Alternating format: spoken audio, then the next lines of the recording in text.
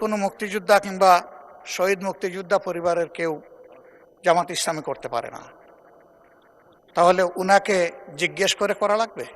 আমি এটার তীব্র নিন্দা জানাই। আমার আইডেন্টিটি নিয়ে প্রশ্ন করা হয়েছে, এটা গুরুতর অপরাধ করেছেন উনি। আমার মাঝে মধ্যে শুনতে ভালো লাগে যখন মাননীয় বিরোধী দলীয় নেতা বলেন যে তিনি শহীদ পরিবারের সন্তান। এখানে যখন জাতীয় মুক্তিযোদ্ধা কাউন্সিলের বিলটা পাশ করি, আপনার নিশ্চয়ই স্মরণে আছে বিরোধী দল কিন্তু ওয়াকআউট করে নাই। আমি শ্রদ্ধা রেখেই বলতে চাই, মাননীয় সংসদ সদস্য বয়সে আমার বড়, তিনি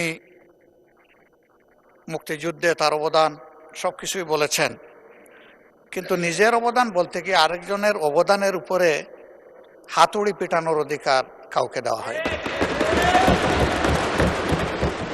তিনি পার্সোনালি আমাকে হার্ট করেছেন। তিনি বলেছেন যে আমি বলে থাকি আমি শহীদ মুক্তিযোদ্ধা পরিবারের সদস্য, তাহলে ইনি এটাকে চ্যালেঞ্জ করছেন। 2 নম্বর, উনি বলেছেন কোনো মুক্তিযোদ্ধা কিংবা শহীদ মুক্তিযোদ্ধা পরিবারের কেউ জামাত ইসলামী করতে পারে না, তাহলে উনাকে জিজ্ঞেস করে করা লাগবে?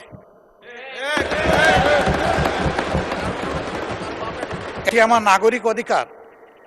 আমি কোন দল করব, কোন আদর্শ আমি অনুসরণ করব, এর উপর হস্তক্ষেপ করার ন্যূনতম কোনো অধিকার রাষ্ট্র কিংবা সংবিধান কাউকে দেয়নি।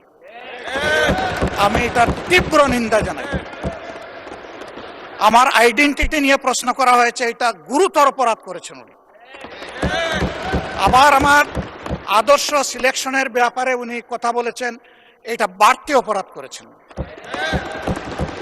আমি অনুরোধ করব মাননীয় স্পিকার, তার এই অসংসদীয় অংশটা এখান থেকে যেন এক্সপাঞ্জ করা হয়। শেষে গিয়ে উনি,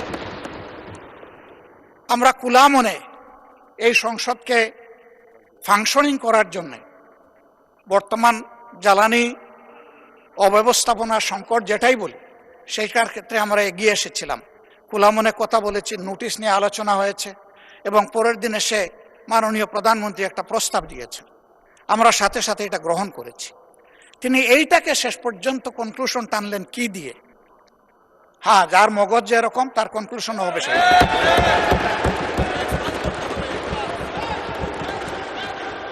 তার মতো একজন প্রবীণ ব্যক্তির কাছ থেকে, রাজনীতিবিদদের কাছ থেকে আমি এই ধরনের আচরণ আশা করিনি।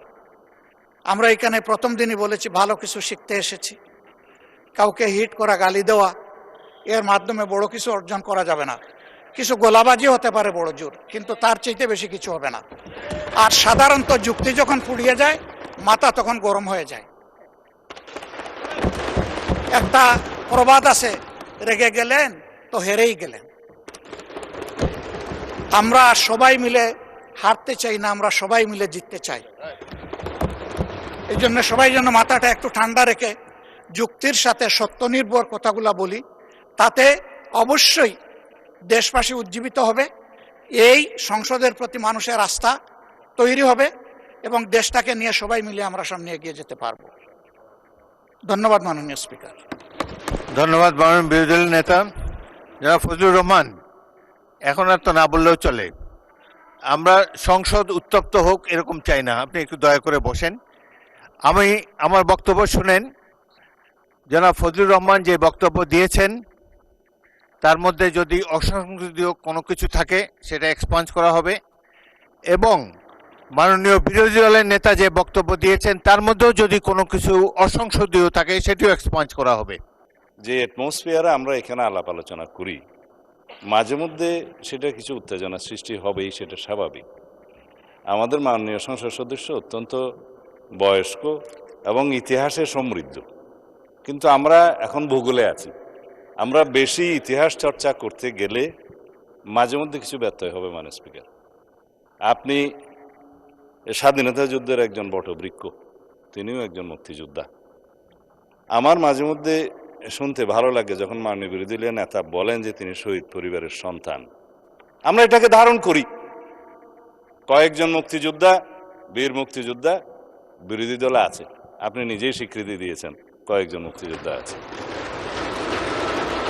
আমরা এখানে যখন জাতীয় মুক্তিযোদ্ধা কাউন্সিলের বিলটা পাশ করি, আপনার নিশ্চয়ই স্মরণে আছে, বিরোধী দল কিন্তু ওয়াকআউট করে নাই, এখানেই ছিল, না ভোটও দেয় নাই, এখানেই ছিল।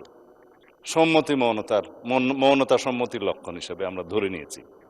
তৎকালীন রাজনৈতিক দলের উল্লেখ করে কয়েকটি রাজনৈতিক দল, আবার উত্তেজনা হোক সেটা চায় না, নাম নেব না, তাদের মুক্তিযোদ্ধা এবং মুক্তিযুদ্ধ এই দুই ডেফিনিশনের মধ্যে অন্তর্ভুক্ত করা হয়েছে। তারা তো সেটা স্বীকৃতি দিয়েছেন মাননীয় স্পিকার, আমরা ওখানেই থাকি। সুতরাং নতুন করে আমার মনে হয় যে মুক্তিযুদ্ধের ইতিহাসের ভিত্তিতে জাতিকে আর বিভক্ত না করি, আমরা সবাই আলোচনা সমঝোতার মধ্য দিয়ে এই মহান জাতীয় সংসদের আমাদের সমস্ত কার্যবাহ an order of the day আমরা এমনভাবে পরিচালনা করি যেন আমাদের প্রজন্ম, ভবিষ্যৎ প্রজন্ম, বর্তমান প্রজন্ম দেখে যে এই জুলাই যোদ্ধারা তাদের দৃষ্টিশক্তি হারিয়েছে, তারাও যেন শুনে যে আমরা জাতির প্রত্যাশা পূরণের জন্য এখানে আছি। ধন্যবাদ মাননীয় স্পিকার।